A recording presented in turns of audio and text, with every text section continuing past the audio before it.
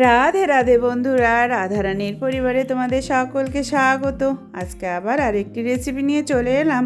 আজকে আমার রান্নাঘরে আমি রান্না করেছিলাম এঁচোড়ের তরকারি। সেই রেসিপিটিই তোমাদের সাথে আমি শেয়ার করলাম। তো এঁচোড়ের তরকারি রান্না করার জন্য দেখো 500 গ্রাম এঁচোড় আমি এরকম ডুমো ডুমো করে কেটে নিয়েছি। এবারে জল দিয়ে আর সামান্য হলুদ আর লবণ দিয়ে এঁচোড়টাকে ভালোভাবে সিদ্ধ করে নেব। দেখো জল হলুদ লবণ দিয়ে ভালো করে এঁচোড়টা সিদ্ধ বসিয়ে দিয়েছি। এটা যতক্ষণে সিদ্ধ হচ্ছে ততক্ষণে আমরা মশলাটা তৈরি করে নেব। এবার একটা মিক্সার বাটির মধ্যে দিয়ে দিলাম 2 কাঁচা লঙ্কা, আর দিয়ে দিলাম 1/2 চামচ মগজ, আর দেবো 1/2 চামচ পোস্ত। এবার দিয়ে দিলাম কিছুটা চিনাবাদাম আর একটা টমেটো কুচি দিয়ে এবার ভালোভাবে একটুখানি জল দিয়ে মশলাটাকে পেস্ট করে নেব। দেখো মশলাটা কিন্তু পেস্ট করা হয়ে গেছে। এবার আমরা গুঁড়ো মশলাটা তৈরি করে নেব। তার জন্য নিয়ে নিলাম 1 চামচ ঝাল লঙ্কার গুঁড়ো, 1 চামচ জিরে গুঁড়ো, 1 চামচ ধনে গুঁড়ো, 1 চামচ হলুদ গুঁড়ো, 1 চামচ কাশ্মীরি লঙ্কার গুঁড়ো দিয়ে সামান্য পরিমাণে জল দিয়ে মশলাটাকে বেশ ভালোভাবে গুলে রেখে দেব। মশলাটা গুলে সাইডে রেখে দিলাম। আর এদিকে এঁচোড়টাও ভালোভাবে সিদ্ধ হয়ে গেছে। আর নিয়েছি কিছুটা আলু ডুমো ডুমো করে কেটে। এবারে কড়া বসিয়ে কড়াতে দিয়ে দিলাম শুকনো লঙ্কা, তেজপাতা আর জিরে ফোড়ন। ফোড়নটা ভাজা হয়ে গেলে যে কেটে রাখা ডুমো ডুমো করে আলু দিয়ে দিলাম, আর দিয়ে দিলাম সামান্য লবণ আর হলুদ দিয়ে এবার আলুটাকে লাল লাল করে ভেজে নেব।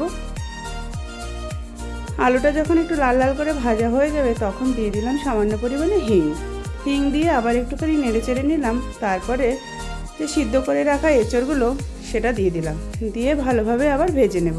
এঁচোড় আর আলু বেশ ভালোভাবে ভেজে নেব।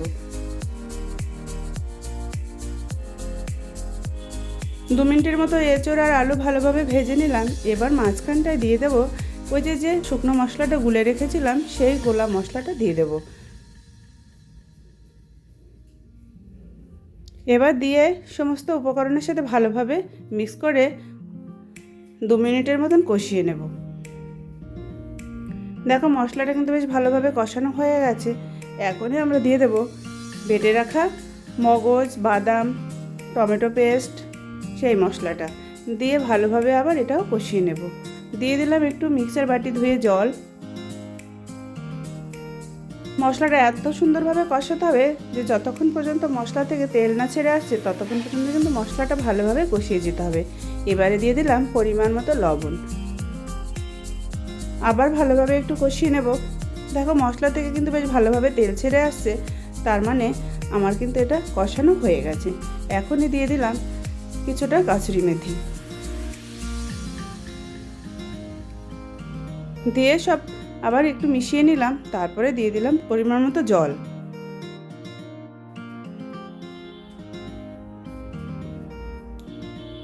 জলটা দিয়ে ভালোভাবে নেড়ে চেড়ে ঢাকনা চাপা দিয়ে 5 মিনিটের জন্য ঢেকে দেব। ফিরে এলাম 5 মিনিট বাদে। দেখো ঝোলের কালারটা কত সুন্দর এসছে দেখতে। এদিকে কিন্তু আমার আলু এঁচোড় সবই ভালোভাবে সিদ্ধ হয়ে গেছে। এখন যখন মাখা মাখা হয়ে যাবে তখন আমি দিয়ে দিলাম সামান্য পরিমাণে চিনি আর গরম মশলা। সব শেষে দিয়ে দিলাম 1 চামচ ঘি। দেখো এঁচোড়ের তরকারি কিন্তু আমার পুরোপুরি রেডি হয়ে গেল। এটা একটু মাখা মাখা হলেই কিন্তু বেশ ভালো লাগে। সব শেষে আমি দিয়ে দিলাম সামান্য পরিমাণে ধনেপাতা কুচি। এবারে আমি এঁচোড়ের রেসিপিটি নামিয়ে পরিবেশন করব। দেখো এই রেসিপিটি কিন্তু আমার একদম রেডি। দেখে বলো তোমাদের কেমন লাগলো। এঁচোড়ের রেসিপিটি যদি তোমাদের ভালো লাগে তো লাইক শেয়ার কমেন্ট করো। আর এরকম নিত্য নতুন রেসিপি পাওয়ার জন্য আমার চ্যানেলটিকে সাবস্ক্রাইব করে রাখার অনুরোধ রইল। আজ তাহলে আসি বন্ধুরা, দেখা হবে আবার আরেকটি রেসিপি নিয়ে। রাধে রাধে।